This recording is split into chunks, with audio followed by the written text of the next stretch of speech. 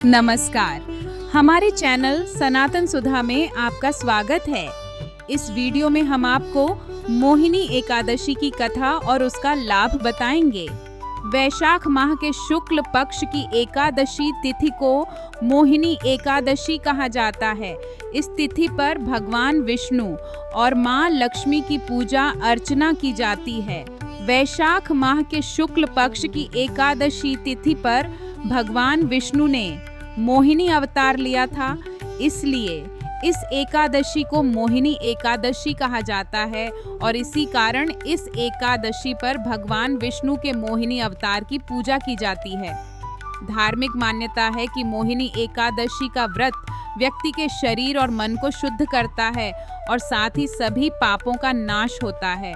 मोहिनी एकादशी का उपवास करने से मनुष्य के सभी पाप तथा क्लेश नष्ट हो जाते हैं और इसके उपवास के प्रभाव से मनुष्य मोह के जाल से मुक्त हो जाता है।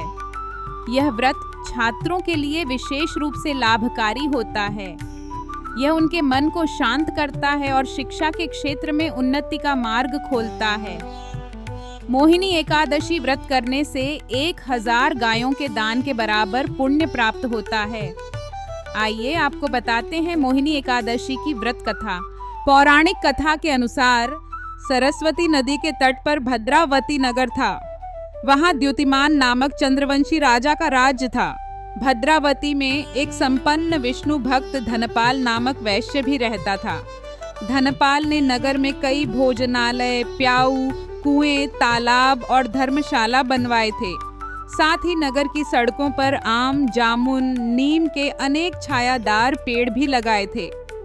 धनपाल के 5 पुत्र थे, जिनका नाम सुमन, सद्बुद्धि, मेधावी, सुकृति और धृष्ट बुद्धि था। उसका 5वां पुत्र धृष्ट बुद्धि खराब आदतों वाला था। वो माता पिता और भाइयों की कोई बात नहीं मानता था।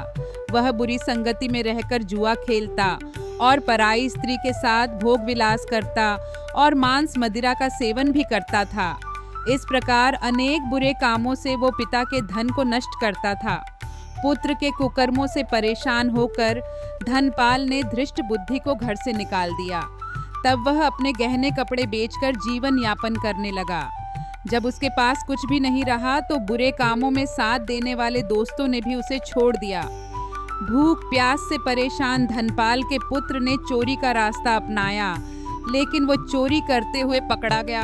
उसे राजा के सामने हाजिर किया गया, लेकिन धनपाल का पुत्र जानकर राजा ने उसे चेतावनी देकर जाने दिया। धृष्ट बुद्धि के पास आय का कोई साधन नहीं था। धन प्राप्त करने के लिए उसने फिर से चोरी का रास्ता अपनाया और इस बार भी वह चोरी करते हुए पकड़ा गया। दूसरी बार फिर से चोरी करते हुए पकड़े जाने पर राजा ने उसे कारागार में डाल दिया, जहां उसे बहुत दुख दिए गए और बाद में उसे नगर से निकाल दिया गया। नगर से निकाले जाने पर धृष्ट बुद्धि वन में चला गया। वहां वो पशु पक्षियों का शिकार करके उन्हें खाने लगा और कुछ समय के बाद वो बहेलिया बन गया। एक दिन वो भूख और प्यास से व्याकुल होकर खाने की तलाश में वह कौंडिन्य ऋषि के आश्रम पहुंच गया। उस समय वैशाख मास चल रहा था और महर्षि गंगा स्नान कर वापस आ रहे थे। महर्षि के भीगे वस्त्रों के छींटे उस पर पड़ने से उसे कुछ ज्ञान की प्राप्ति हुई। तब उसने कौंडिन्य ऋषि के सामने हाथ जोड़कर कहा, हे महर्षि, मैंने जीवन में बहुत पाप किए हैं। आप इन सभी पापों से मुक्ति का कोई उपाय बताएं। ऋषि ने प्रसन्न होकर उसे मोहिनी एकादशी का व्रत करने को कहा और बताया कि इससे उसके सभी पाप नष्ट हो जाएंगे। तब उसने विधि अनुसार मोहिनी एकादशी का व्रत किया। इस व्रत के प्रभाव से उसके सब पाप मिट गए और अंत में वो गरुड़ पर सवार होकर भगवान विष्णु के धाम बैकुंठ को चला गया। इस व्रत से प्रभाव से मोह माया का नाश हो जाता है। इस व्रत की महिमा को पढ़ने या सुनने मात्र से ही 1000 गो दान का फल प्राप्त होता है। हर व्यक्ति को मोहिनी एकादशी की व्रत कथा पढ़नी और सुननी चाहिए।